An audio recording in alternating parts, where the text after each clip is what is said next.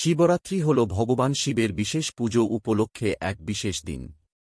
শিবরাত্রি প্রতি বছর মহাশিবরাত্রির দিনে পালন করা হয়, যা বিশেষ করে শিবের উপাসকরা ধর্মীয়ভাবে পালন করে থাকেন।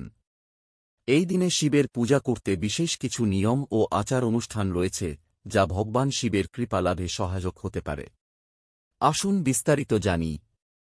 ১. শুদ্ধতা রক্ষা করুন। শিবরাত্রির দিন অঙ্গ ও মন শুদ্ধ রাখা অত্যন্ত গুরুত্বপূর্ণ।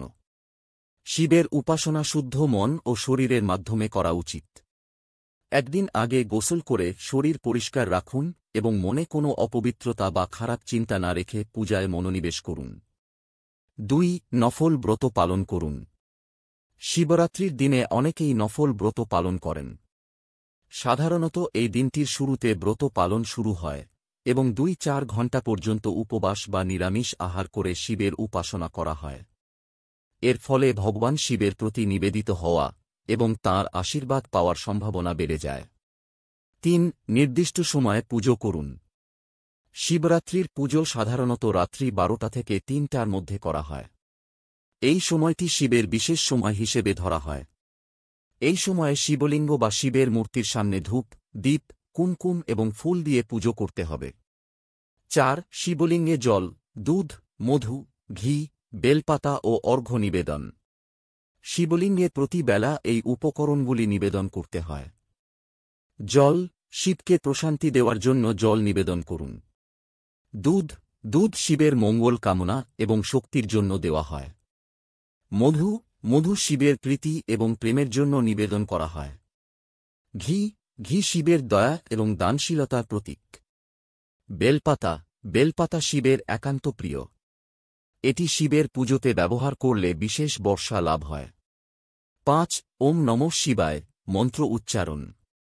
শিবরাত্রির দিন ওম নমঃ শিবায় মন্ত্রটি মন দিয়ে পুনরায় উচ্চারণ করা উচিত। এই মন্ত্রটি শিবের মহিমা ও শক্তির প্রতীক এবং এটি উচ্চারণ করার মাধ্যমে মন শান্তি লাভ করে এবং ভগবান শিবের আশীর্বাদ পাওয়া যায়। ৬. এক দিনে রাত্রি জাগরণ। শিবরাত্রি রাতে উপবাস করে জাগরণ করা এক বিশেষ আচার। এই সময়ে ভগবান শিবের কাহিনী বা কীর্তন শুনলে পুণ্য লাভ হয়।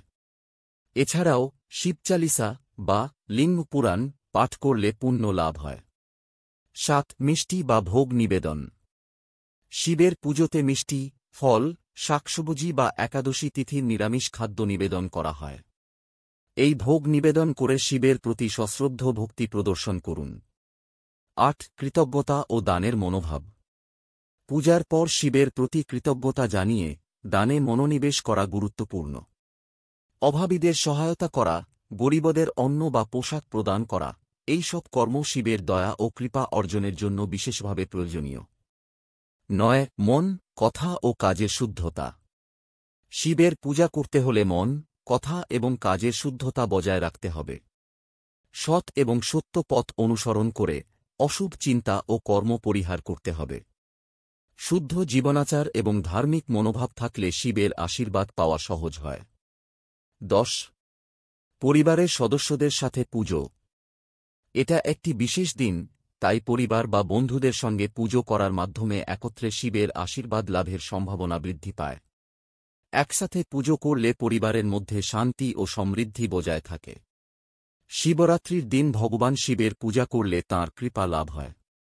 শুদ্ধ মন ও শরীর, নিরামিষ আহার, শুদ্ধতা, মন্ত্রপাঠ এবং বেলপাতা সহ শিবলিঙ্গে নিবেদন করলে শিবের আশীর্বাদ মেলে। তাছাড়া সত্যিকারের ভক্তি ও নিষ্ঠা শিবের পূজায় অত্যন্ত গুরুত্বপূর্ণ।